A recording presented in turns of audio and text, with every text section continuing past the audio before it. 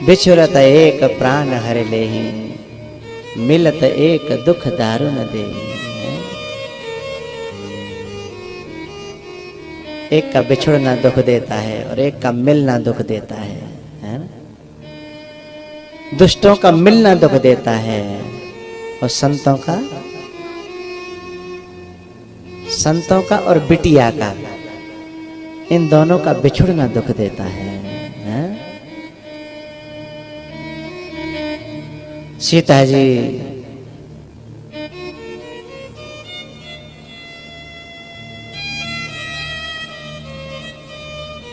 की विदाई का जब समय आया तो अपनी माँ के पास बैठ कर के माँ को समझाती हैं। बेटी जब जन्म लेती है तो शायद कम ही खुश होते हैं लोग, लेकिन बेटिया अपने प्यार से इतना जगह बना लेती है दिल में, मम्मी के, पापा के, भाई के, कि फिर उसका बिछुड़ना सहन नहीं होता है, न बाप से, न माँ से और न भाइयों से, है ना। और ये जो माँ है ना, ये तो अपनी बेटी को अपनी फ्रेंड बना लेती है। माँ और बेटी फ्रेंड, मित्र मित्र, सहेली सहेली, है ना। इतनी घुल मिल जाती हैं कि बेटी के बिना माँ का मन नहीं लगता और माँ के बिना बेटी का मन नहीं लगता। और ये बेटियां होती हैं ना, अपने लिए नहीं जीती हैं, अपने लिए कुछ नहीं मांगती हैं, न खिलौना, न कोई टूर, न कोई गाड़ी, न कुछ।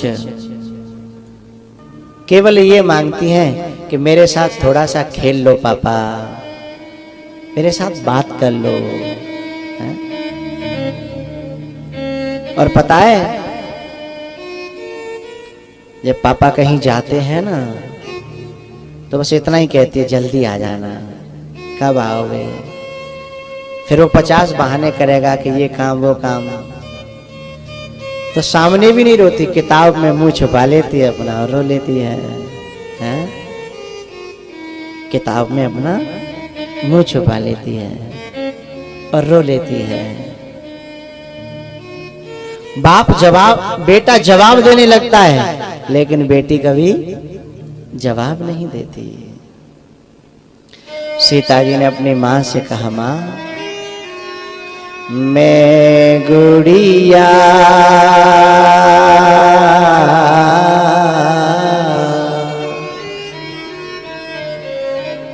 तेरे आंगन की,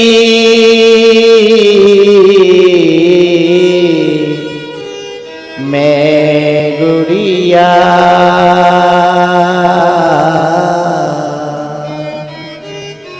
तेरे आंगन की,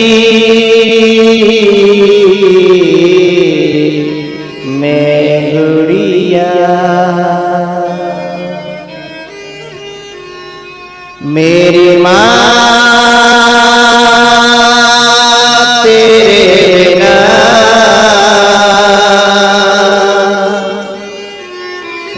लगना जियरा, मेरी माँ तेरे बिना लगना जियरा।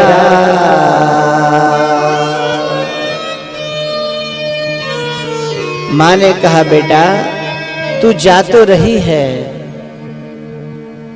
पर मेरी इज्जत का ख्याल रखना, क्योंकि कोई गलती तेरे से होगी तो गाली मुझे पड़ेगी।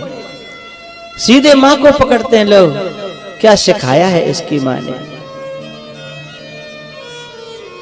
सासु ससुर गुरु सेवा करे हो, पति रुख लखे आयसु अनुसरे हो। सीता जी ने कहा, मैया मेरी लाश तो आ सकती है पर चिंता मत करना, मेरी कभी शिकायत नहीं आएगी। चाहे मैं दुखी रहूं, चाहे मैं सुखी रहूं, मेरी लाश तो आएगी, लेकिन मेरी शिकायत नहीं आएगी। माँ और क्या कहती है, पिताजी का ख्याल रखना। अपनी चिंता नहीं कर रही, पिताजी का ख्याल रखना। माँ को समझा रही है। एक दूसरे से बड़ा प्यार था माँ और बेटी में, हर माँ बेटी में होता है। उसके बाद अपनी सहेलियों से मिली कि बहनों, हम तुम संग संग खेले, संग संग रहे, उदम करे, लड़ाई झगड़े करे, रूठा मनाई करी, पर अब पता नहीं मौका मिलेगा के नहीं मिलेगा, क्योंकि अब कोई बुलावेगा तो हम आएंगे, क्योंकि आज जी मेरो घर है तो आज के बाद ये मेरो घर नहीं रहेगा। हा? आज तक मेरा अधिकार था, मेरे बाप का, मेरा घर, मेरा कमरा, मेरी गली है, मेरे चाचा, मेरे ताऊ, लेकिन अब तो इतना पराया हो जाएगा कि कोई बुलाएगा तो आऊंगी, नहीं बुलाएगा तो नहीं आऊंगी। इसलिए सखियों, अब तक की जितनी भी भूलें हुई, गलतियां हुई, उन सबको क्षमा करना। सीता जी रो पड़ी हैं, वे सारी बातें याद आने लगी। ऐसे लड़ते थे, ऐसे झगड़ते थे, ऐसे खेलते थे, सब बातें याद आने लगी। उसके बाद सीता जी अपने पिताजी के गले से जाके लटक गई और विदेहराज जनक भी रो पड़े। उसका बचपन याद आने लगा, ऐसे खेलती थी, रोते हुए पिताजी को हंसा देती थी।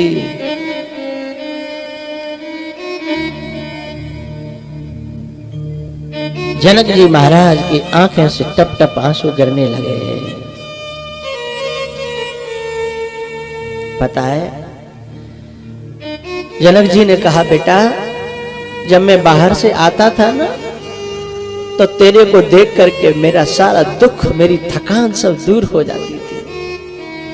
अब तू चली जाएगी ना, तो पता नहीं घर पे मुझे कोई पानी देगा कि नहीं देगा, मेरी थकान मिटेगी कि नहीं मिटेगी।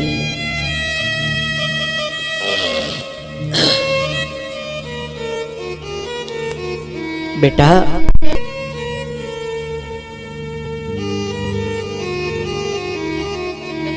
मैं गुड़िया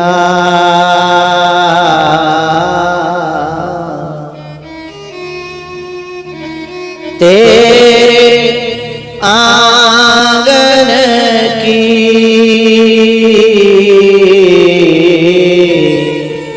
मैं गुड़िया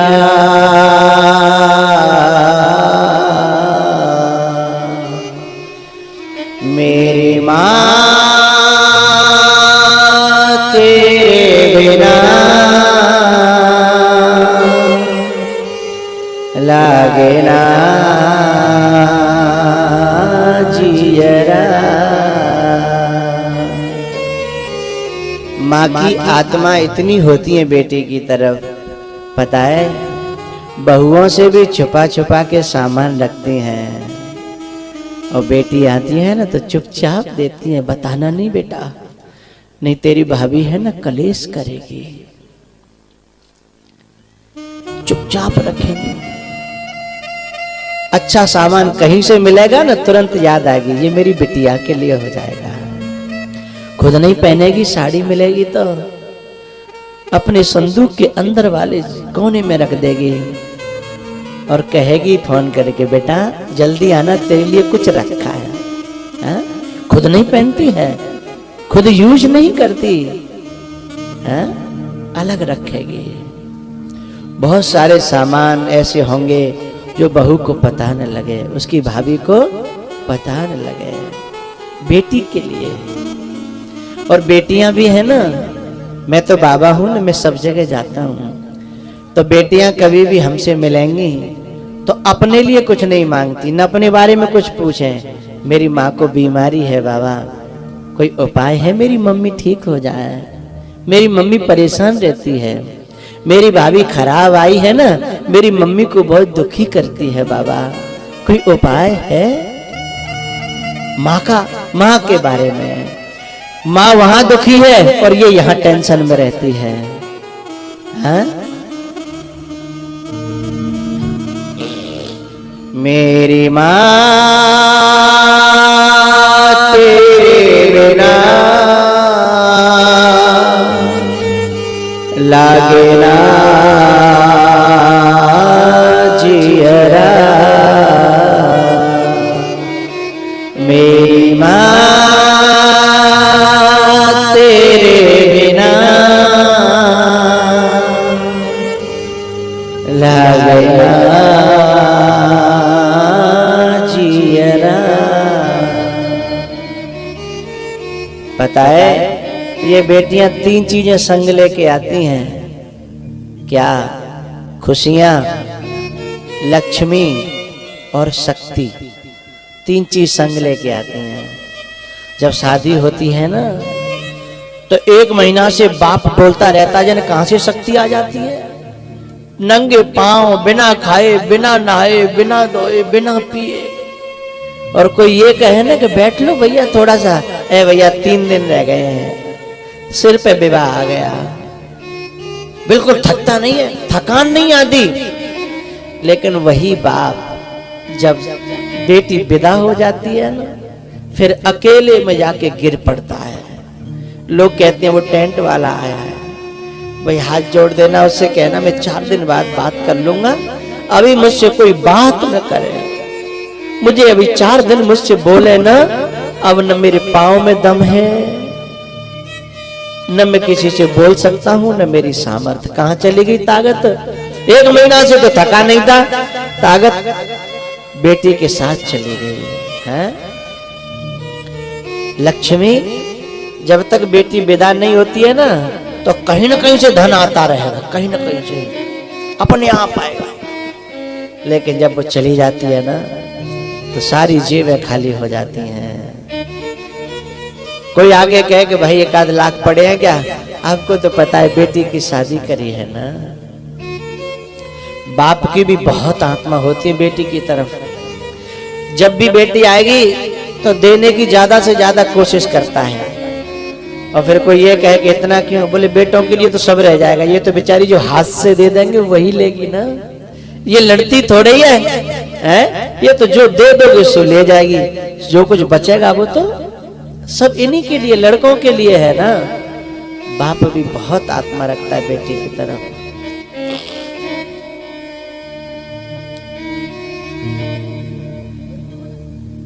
जब शादी होती है ना बेटी की तो वहां पहुंचते ही पहले कॉल करेगी, पापा तुम ठीक हो ना? मैं जल्दी आ जाऊंगी, जल्दी बुला लेना, अपना ख्याल रखना। माँ ठीक है ना? मैं जल्दी आ जाऊंगी, अपना ख्याल रखना। कोई चिंता करता है इतनी? अरे लड़के 4 हो ना घर में तो अभी जरूरी नहीं है बाप को पानी मिलेगा, पानी मिलेगा जरूरी नहीं है। बाप रोए तो रोता रहे, लेकिन बेटी यदि है ना तो बाप प्यासा नहीं रह सकता, भूखा नहीं रह सकता। घर में बेटी होगी तो घर बिल्कुल सेट होगा, है? जो चीज जहां होनी चाहिए वहां होगी। बेटी यदि है तो, बेटा यदि आएगा ना सबको फैला के डाल जाएगा, है? सबको खदेड़ देगा, कपड़े कहीं, बर्तन कहीं, बेड कहीं। लेकिन बेटी आई तो उसे फिर से सेट कर देगी और नाराज नहीं होती है कि तूने ऐसा कर दिया, वैसा कर दिया। बेटी दिल में जगह पैदा करती है भैया। पता है जब बेटी को विदा करता है ना उसका भाई, कौन सा भाई? जो रोज लड़ता था, जो ये कहता था कि तू कब जाएगी, कितना खाती है, कितना लड़ती है। रोज लड़ता था ना, दिन और रात लड़ता था। लेकिन जब वही कंधे पे बैठा करके और उसे डोली में डालता है, जब डोली में डालता है तो वो उसी के कपड़ों को पकड़ लेती है और रोती है, छटपटाती है, उसकी शर्ट को पकड़ लेती है। और फिर जब वो गाड़ी में पटकता है ना तो फिर वह भी रो पड़ता है। कौन? जो रोज लड़ता था, रोज झगड़ा करता था, दिन में मैंने कितनी बार लड़ता था। फिर जब वो भी रोता है तो लोग कहते हैं क्यों रे, तू तो रोज लड़ता था, अब क्यों रोया, तुझे तो खुशी होनी चाहिए। तब वो कहता है मैं लड़ता था पर ये मुझसे कभी नहीं लड़ी, और मैं कितना भी लड़ूं लेकिन शाम को मुझे मना लेती थी। लड़ाई में भी मेरे कपड़े धोती थी, लड़ाई के बाद में भी मेरे लिए थाली लगाती थी। लड़ा तो मैं था, ये तो मुझसे कभी लड़ी ही नहीं। अपनी सेवा, अपना समर्पण, अपना प्रेम, उससे सबके दिल में जगह बनाती है।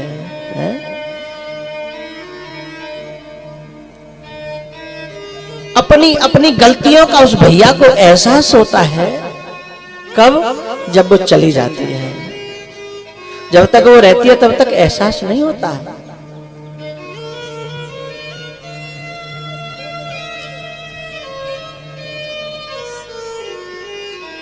मैं गुड़िया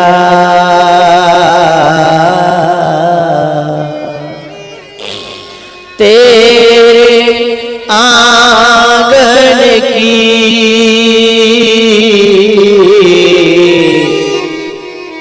मैं गुड़िया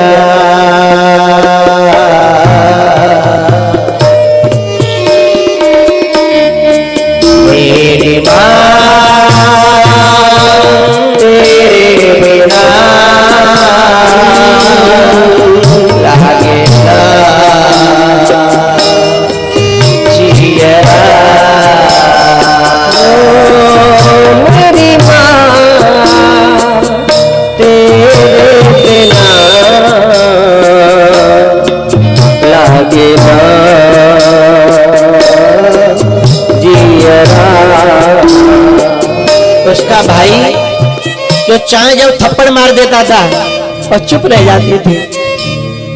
दूसरे भड़काते थे कि तुझे थप्पड़ मारा उसने, तू क्यों नहीं मार रही है, तो कहती भैया है ना, भैया मैं थोड़ी मारूंगी, मेरा भैया है। और वो मार देता, चाहे जब जड़ देता था कनपट्टी पे, पीठ पे। लेकिन भाई को बाद में समझ में आता है कि मैं बहुत लड़ा।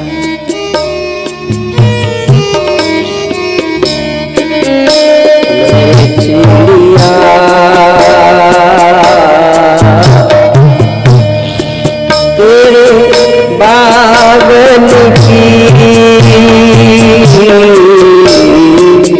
मैं चिड़िया,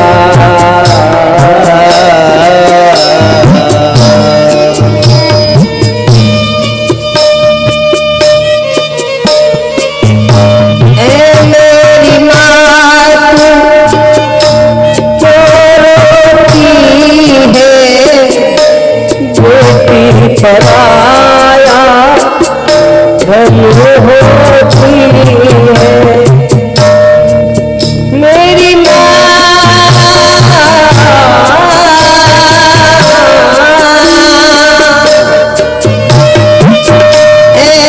मेरी माँ होती है मेरी पराया होती है। याद न आए तेरे, याद न आए तेरे, याद न आए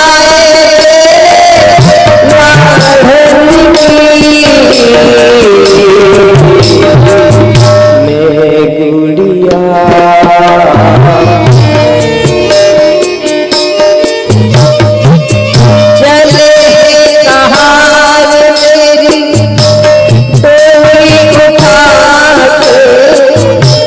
कर दो राम सगुन गीत गाते,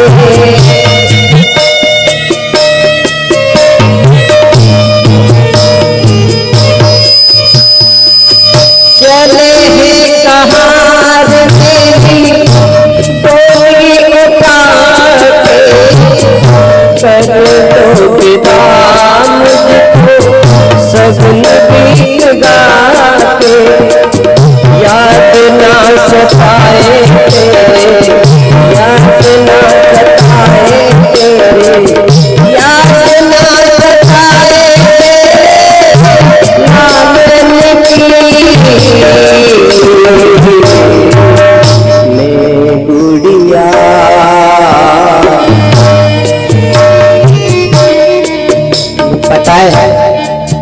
को पता है कि ये घर हमारे लिए ही रहना है, फिर भी उतनी सेवा नहीं करते।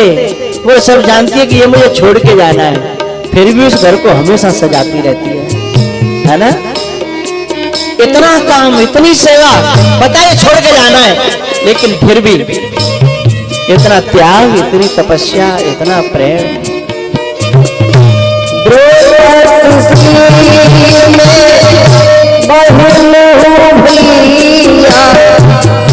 लाज रखो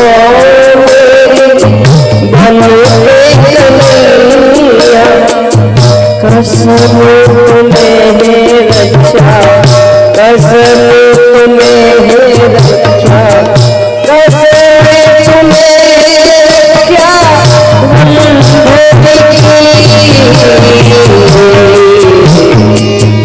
मैं चिड़िया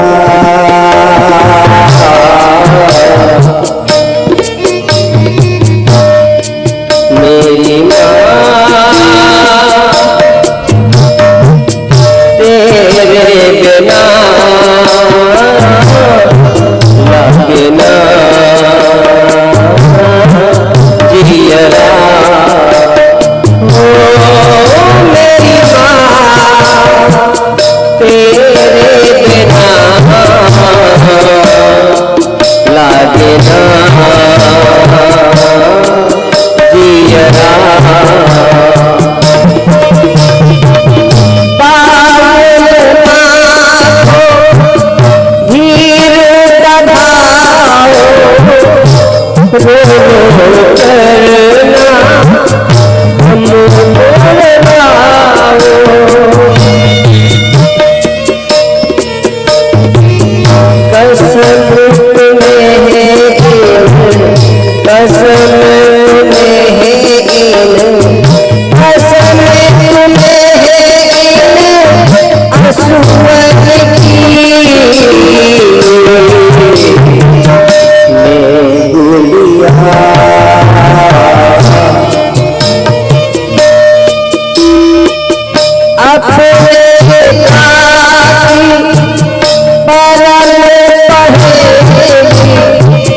बचपन में सखी यन संग याद ना सताए तेरे, याद ना सताए तेरे, याद ना सताए आंगन की मैं चिड़िया। छोटा भाई होता है ना, और छोटे छोटे बहन भैया हो तो भैया तपाक से चांटा मार देगा, तो मारती नहीं है, मम्मी से कहती है मम्मी इसने मुझे मारा। मम्मी कहती है तू बढ़िया मार दे खींच के। बोले मेरे से मारा नहीं जाता, मेरे से पिट लेती है पर उससे मारा। यही बात है तो भाई को परेशान करती है बाद में, यही बात है दिल में जगह बना जाती है? मेरे से नहीं पिटाई होती, मम्मी इसको समझाओ ना।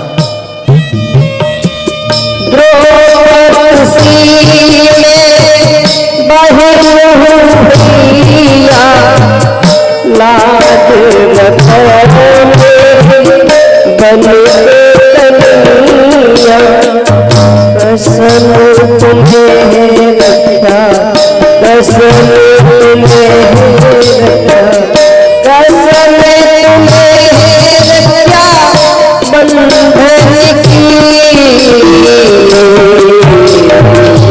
मैं चिड़िया, मैं चिड़िया तेरे बादल की।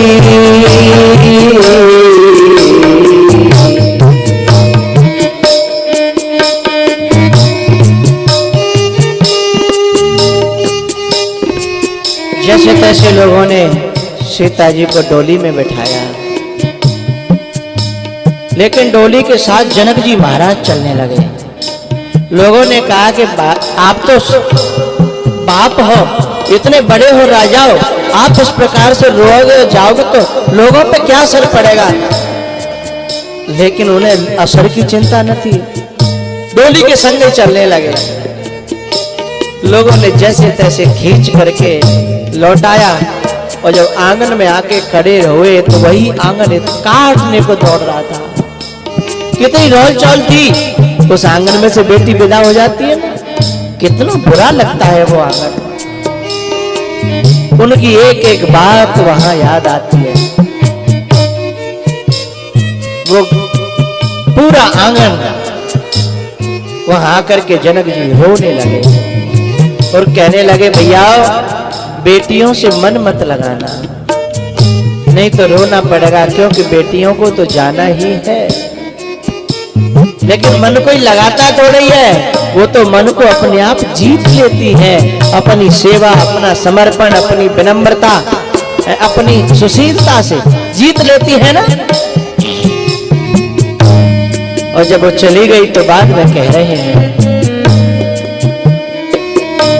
झूठो तारो प्यार बिटिया, झूठो तारो प्यार, छोड़ी अकेला जाती है मुझे, छोड़ी अकेला, छोड़ी अकेला,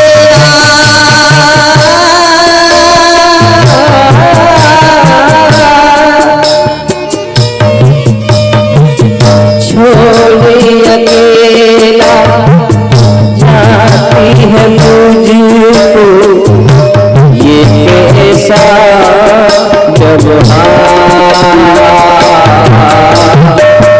झूठो तेरा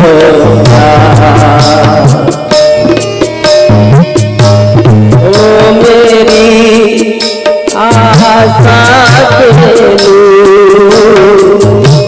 ओ मेरी ममता तेरू,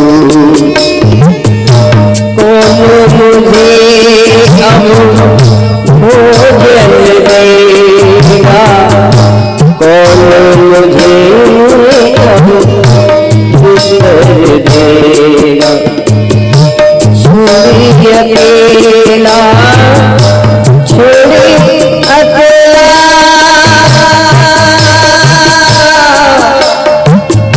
छोड़ी अकेला,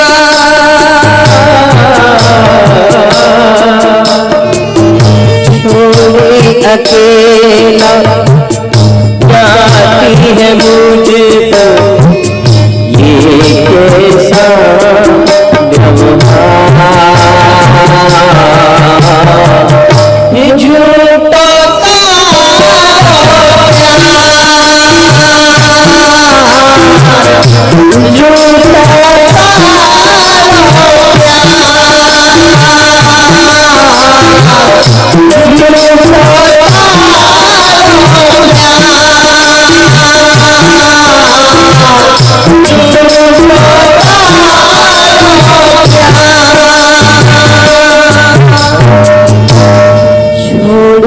अकेला जाती है मुझको, ये कैसा व्यवहार,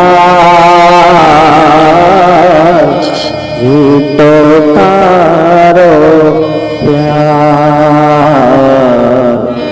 झूठो तारो प्यार, झूठो तेरो प्यार ओ बहना,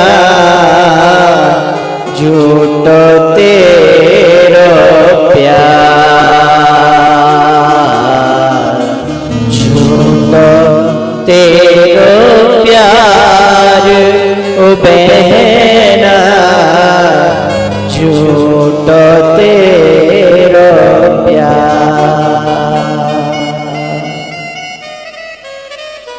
सीता जी जब विदा हुई ना तो जनक जी का हाल बहुत बुरा था।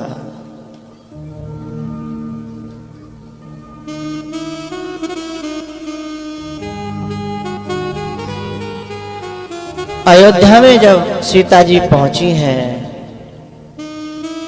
दशरथ जी महाराज ने तीनों रानियों को बुला करके कहा, वधू लरे केनी पर घर आई, राखे हो नयन पलक की नाई। वधू लरे केनी पर घर आई, राखे हो नयन पलक की नाई। आज की बेटियां एक बात से बहुत दुखी हैं, एक क्या दो बात। पहली बात तो यह है कि जब उनकी भाभी उनकी माँ का अपमान करती है ना, तो उसका मन होता है कि मैं अपने माँ बाप को अपने पास रखूं। भाभी और भैया मेरी माँ की उतनी सेवा नहीं कर पा रहे जितनी होनी चाहिए, लेकिन रीति और रिवाज है, माँ तो उसके घर का पानी भी नहीं पीना चाहती, रोटी की तो बात दूर। एक तो इस बात पर माँ वो बेटी बहुत दुखी होती है कि काश ऐसा कोई नियम होता कि माँ मेरे हिस्से में आ गई होती, मेरा बाप मेरा बूढ़ा पिता मेरे हिस्से में आ गया होता तो शायद माँ मेरी दुखी नहीं होती, मेरे बूढ़े पिताजी दुखी नहीं होते। दूसरे बेटियां तब ज्यादा दुखी होती हैं जब कोई बाप इस लालच में कि खानदान पैसे वाला है, इस लालच में ऐसे लोगों के यहाँ अपनी बछिया को डाल देते हैं, बेटियों को डाल देते हैं कि जहाँ शराब का पान होता है, जहाँ नशा होता है, जहाँ के लोगों में इंसानों की कीमत नहीं होती है, ऐसी जगह बेटी चली जाए, शिकायत फिर भी नहीं करती लेकिन दुखी होती है कि मेरे पिताजी ने। बेटी तो एक ही बात कहती है कि चाहे भूखी रह लूंगी पर किसी ऐसे घर में शादी करना माँ जिस घर में इंसानों की कदर हो, जिस घर में लोग एक दूसरे को समझते हों। मुझे कोठी नहीं चाहिए, मुझे बंगला नहीं चाहिए, गाड़ी नहीं चाहिए, पर हाँ एक चीज प्यार हो, जिस घर में जिस खानदान में प्यार हो। पता है बड़े बड़े घर होते हैं, बड़ी बड़ी बिल्डिंगें, बड़े बड़े मकान, पर एक दूसरे से बोल ही नहीं रहे, तो क्या वो घर है? वो तो जेल है। भले ही झोपड़ी हो, अचार से रोटी खा लेते हो, पर एक दूसरे से प्यार करते हो, वो झोपड़ी बैकुंठ से भी ज्यादा अच्छी होती है, जहां प्रेम होता है। बहू सास के प्रति मरी जा रही है, सास बहू के प्रति मरी जा रही है, भले ही झोपड़ी हो, अखरेगी नहीं, पता ही नहीं चलेगा साहब। मैं तो खुद अपनी बात आपको बता रहा हूं। कभी कभी बड़े बड़े महलों में जहां आपस में कलेश है, भले ही वो कितने पकवान बना के लावे, मुझे अच्छे नहीं लगते। और जिस घर में बहुत मोहब्बत हो, बहुत आपस में प्यार हो, फिर भले ही रोटी अचार से हो, सब्जी हो या न हो, दाल हो या न हो, चुपड़ी हो या न हो, उसमें आनंद ही अलग आता है। सब भाव से भरे हैं, प्रेम से भरे हैं, जिनकी आंखें साधुओं को देख करके डबडबा जाती हैं। सानंदम सदनम सुताश्च सुधिया कांता प्रियवादिनी।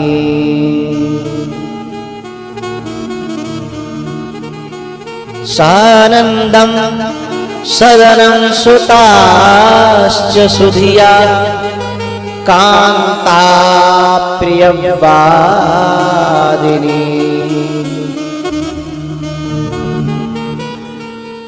आतिथ्यं शिव पूजनं प्रतिदिनं मिष्ठान्न पाने ग्रहम् साधो संगमुपासते हि सततं धन्यो गृहस्थाश्रमा।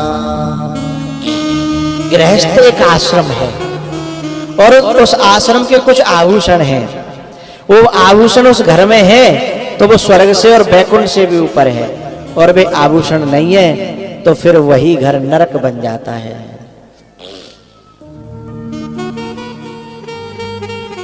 क्या? सानंदम सदनम सुताश्च सुधिया। जिस घर में हर व्यक्ति एक दूसरे को आनंद प्रदान कर रहा है, एक दूसरे को देख करके हृदय गदगद हो जाता है। बेटा आया, माँ खिल गई, सास आई, बहू खिल गई, बेटी आई तो माँ और भाभी दोनों खिल गई, माँ की तरह भाभी खिल गई। आहा, घर है, उस घर में तो आकर के देवता भी कहते हैं कि यहाँ की 2 रोटी मिल जाए। आहा, है सानंदम, जिस घर में आनंद ही आनंद है। सानंदम सदनम सुताश्च सुधिया, जिस घर की बेटियां बड़ी समझदार हो, बाप को सोचना न पड़े, बाप को रखवाली न करनी पड़े, बाप निर्भय है अपनी बेटी पर, बेटी कितना विश्वास जीत ले, वो घर क्या बैकुंठ है साहब। बेटी की तरफ से बेटी की समझदारी, बेटी की शर्म, बेटी की लज्जा इतनी ज्यादा दिखाई दे कि बाप को पूरा भरोसा हो जाए, मेरी बेटी है। सानंदम सदनम सुताश्च सुधिया कांता प्रिय वादनी। जिस घर में नारी बुरे दिनों में भी भले दिनों में भी पति के क्रुद्ध होने पर भी चिड़चिड़ा होने पर भी हमेशा अपनी वाणी से मधुरता का ही व्यवहार करती हो।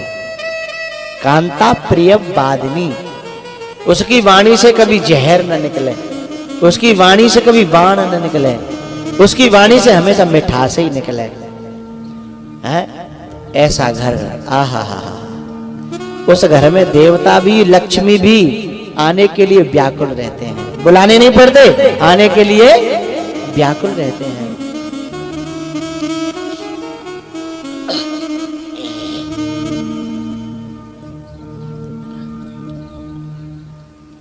सानंदम सदनम सुताश्च सुधिया कांता प्रिय वादिनी आतिथ्यम शिव पूजनम प्रतिदिनम। जिन घरों में अतिथि के आ जाने पर पूरा घर प्रसन्न होता है, अतिथि आ जाए तो पत्नी भी खुश हो, बच्चियां भी खुश हो, बेटे भी खुश हो, बाप भी खुश हो। कोई आदमी के आ जाने पर उस घर में बैकुंठ निवास करता है। आतिथ्यम शिव पूजनम, जिस घर में रोजाना शंकर भगवान के ऊपर जल का लोटा ढाला जाता हो, आहा, वहां आकर के शिव को निवास करना ही पड़ेगा, क्या रोज जल ढाला जाता है। आतिथ्यम शिव पूजनम प्रतिदिनम मिष्ठान्न पाने गृहम साधो संगम पासते ही सततम। जिस घर में रोजाना संतों की चर्चा, संतों के भजन, बहुत सी माताएं हैं ना, बस सुबह जगते ही मोबाइल चालू कर देंगी, भगवान के भजन, संतों के सत्संग, और झाड़ू लग रही है, कपड़े धुल रहे हैं, स्नान बन रहा है शरीर से, लेकिन ध्यान कहाँ है? भजन पे। रोटी बन रही है, ध्यान कहाँ है? भजन पे। ऐसे घर में परमात्मा का निवास होता है। साधो संगम पासते ही सततम। फिर ये ग्रंथकार कहते हैं धन्यो गृहस्थाश्रम। ऐसा गृहस्थ नहीं है, वो आश्रम है और धन्य है, धन्य है, धन्य है। जिनके घर में ऐसा होता हो उनको मेरा भी साधुवाद है। थोड़ी बहुत कमी हो उसे परिवर्तन कर लेना है। फिर से सुन लो श्लोक। सानंदम सदनम सुताश्च सुधिया। सुता माने बेटी, सुधिया माने अच्छी बुद्धि वाली। सानंदम सदनम सुताश्च सुधिया कांता प्रियवादिनी। कांता माने पत्नी, हमेशा मधुर वासुनी, मतलब हमेशा जैसे उसके मुंह में वो शहद ही शहद रहता हो, अमृत ही अमृत रहता हो।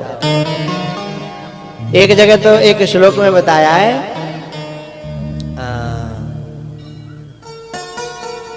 कार्येषु मंत्री करणेषु दासी शयनेषु रंभा भोज्येषु माता क्षमया धरित्री धर्मानुकूला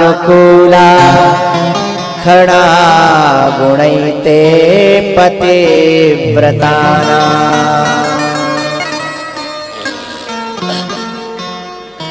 जिस बेटी में ये 6 गुण होंगे, 6, वह बेटी जहां भी चली जाएगी मंगल ही मंगल कर देगी। पूछो तो बताऊं? हाँ, 6 गुण। कार्येषु मंत्री, घर के परिवार के सारे कामों में इतनी चतुर है जैसे कोई मंत्री होता है।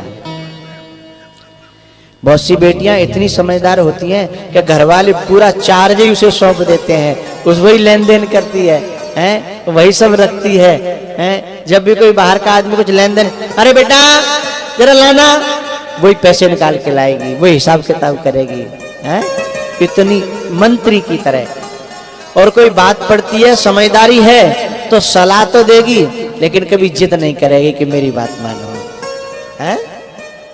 कार्येषु मंत्री करणेषु दासी, और घर की सेवा करने में दासी के समान।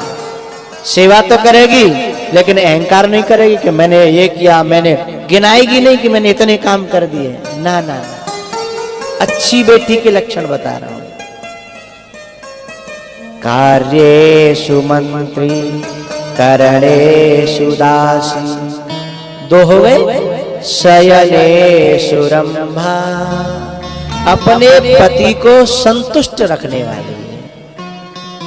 और भोज्येषु माता, भोजन बनाते समय और कराते समय पूरे परिवार को ऐसे लेके चलती है जैसे मेरे बच्चे हैं। बड़े बूढ़े भी बच्चे हैं, छोटे भी बच्चे हैं, और बराबर के भी मेरे ही बच्चे हैं।